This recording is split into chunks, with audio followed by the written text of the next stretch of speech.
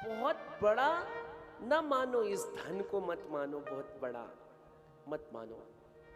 धन बहुत बड़ी चीज नहीं है। आजकल यही है सब जगह कि धन को बहुत बड़ा माना हुआ है, और इतना माना हुआ है कि जैसे अपने प्राण बच्चे में अटके रहते हैं, ऐसे अपने प्राण धन में अटका के रखे हैं, जो कि नाशवान है। कितना रख लिया होगा? 2-4 करोड़ रख लिया होगा, 10 करोड़ रख लिया होगा, इससे ज्यादा क्या होगा? लेकिन प्राण अटके हुए हैं, कुछ नहीं कर पाओगे, यही रखा रह जाएगा, तुम्हारे किसी काम नहीं आना। भैया, रखे हुए धनों को लगा दो, किसमें? धर्म में लगा दो, धार्मिक कार्यों में लगा दो। मत करो मंदिरों में नहीं देना, जहां देना हो वहां तो मना नहीं करता, मंदिरों में नहीं देने की इच्छा मत दो, मत दो। जाओ यहाँ से चले जाओ, वहाँ नर्मदा जी के किनारे वहाँ चले जाओ, वहाँ छोटे छोटे बच्चे खेल रहे हैं, उनके कपड़े फटे हुए, 10 जोड़ी कपड़े लेके वहाँ दे दो। चले जाओ किसी दिन, एक 50 किलो की चीनी की बोरी ले ली, उठा लो उसको, 10 किलो की ले ली, 12 किलो की ले ली, उसको अपने माथे पे उठा लो, गाड़ी में रख लो और जाकर जाओ, दे आओ जाकर चुपचाप।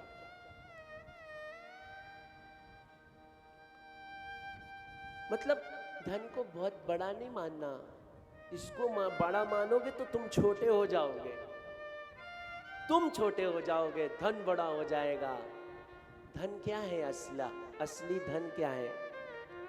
जैसे कोई टीचर गणित पढ़ाता है, गणित, तो गणित पढ़ाकर वो धन का अर्जन करता है ना, अपने घर में धन तभी लाता है जब वो गणित पढ़ाता है। तो उसका गणित का ज्ञान जो है, किसका? गणित का ज्ञान जो है वो धन है कि ये कागज के नोट धन है। अगर गणित का ज्ञान नहीं होता तो उसके पास धन कैसे आता? कोई माता मान लो कि कहीं रोटी बनाती है, उसको कुछ प्राप्त हो जाता है। अगर माँ को रोटी बनाना नहीं आता तो उसको वहां से कैसे प्राप्त होता? तो रोटी बनाने की कला धन है, असली धन, ना कि वो पैसा। वो तो केवल व्यवहारिक स्तर पर एक आपके सामने कागज के पत्ते हैं, ये दिया, विनिमय कर रहे हैं, बस हो जाएगा सब, कोई गरीब नहीं रहने वाला। पर इससे ममता हटा लो, इससे करुण, इससे अपनी मोह खींच लो, और जिस दिन तुम्हारा इससे मोह खींच गया, फिर देखो आनंद, फिर देखो। इसलिए क्योंकि मुझे पता है, हमें पता है, इसलिए हम बता रहे हैं आपको।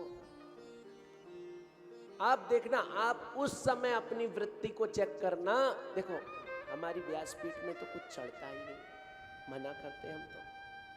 कहीं और भी आप जाओ जहां चढ़ावा चढ़ा रहे हो, मुझे नहीं लेना देना कुछ भी, है ना, लेकिन आपको चेकिंग करने के लिए बता रहे हैं मात्र, कि आप कहीं जाते हो, आप कहीं पे चढ़ावा चढ़ा रहे हो, सुनिएगा, आप कहीं चढ़ावा चढ़ा रहे हो, तो उनमें से आपकी वृत्ति ये कहती कि जो सबसे बड़ा कागज का पत्ता है उसको निकाल दे, कि जो सबसे छोटा कागज का पत्ता है उसको निकाल दे।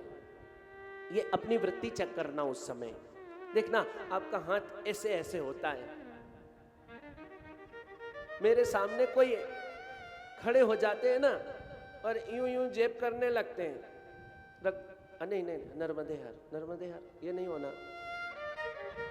उसके हाथ की स्टाइल से पता लग रहा है कि उसका प्राण जा रहा है।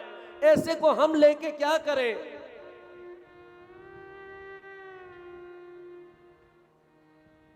उसने निकाल के तो बहुत रखे, लेकिन उनमें भी झांक रहा है ऐसे ऐसे। चल, मैं राजा रामचंद्र जी का सेवक हूं, भगवान का सेवक हूं। हमारे भगवान समर्थ हैं। उसमें भी ढूंढ रहा है सबसे छोटा कौन सा है, उसको निकाल के और बहुत बड़ी बड़ी मन्नतें मानकर उसको अर्पित कर रहा है। किसको? भगवान को। भगवान को अर्पित कर रहा है या किसी साधु को अर्पित कर रहा है। साधु के पास भी जो जाएगा वो भगवान का ही होगा, क्योंकि साधु उसको कहीं घी में लगाएगा, कहीं बत्ती में लगाएगा, कहीं जोत में लगाएगा, अथवा तो साधु अपना पालन पेट का करेगा तो वो भी परमार्थ बनेगा। लेकिन उसमें मन्नतें कितनी है। उसने 10 का नोट चढ़ाया मात्र और कामना करी कितनी बड़ी। भैया जो भी इस धन को लेगा वो उसका जीवन सुखी हो सकता है क्या ऐसे धन से? क्या उस कागज के पत्ते में भावना कैसी है? भावना काम करेगी वहां, एक कागज का पत्ता नहीं काम करता। और भगवत कृपा होगी आपके ऊपर, फिर देखो आप जो हाथ में आया नर्मदे हाथ, वो अच्छा लगता है। ऐसे को लेके क्या किया जाए जिसमें सबका प्राण अटका हुआ है? नहीं चाहिए। लेकिन हम सिखा तो सकते हैं कम से कम। तुम एक बार अपना हाथ खोल लो, फिर देखो इधर से आएगा इधर जाता रहेगा। ये बाजार के सिस्टम में, दही का बाजार लगता है ना, बाजार के सिस्टम में धन में तरलता होनी बहुत जरूरी है। धन तरल होना चाहिए, बेहतर रहना चाहिए। अगर बाजार में धन बहा नहीं तो ये समझो सबकी दुकानदारी नहीं चल सकती है। धन बहता रहना चाहिए। आइए हर हर, और जोर से बोलेंगे हर हर। देखो बस यही बताना था कि भगवान के जब हो जाओगे तो ऐसे विचार हो जाएंगे, विचार महान हो जाएंगे। तो ये आप लोगों के माताओं के खास तौर मन में रहता है, खास तौर से पैसा नहीं बचता, ये नहीं होता, वो नहीं होता। पुरुषों में भी रहता है, पैसा नहीं बचता, ये नहीं होता, वो नहीं होता। बच्चे कैसे?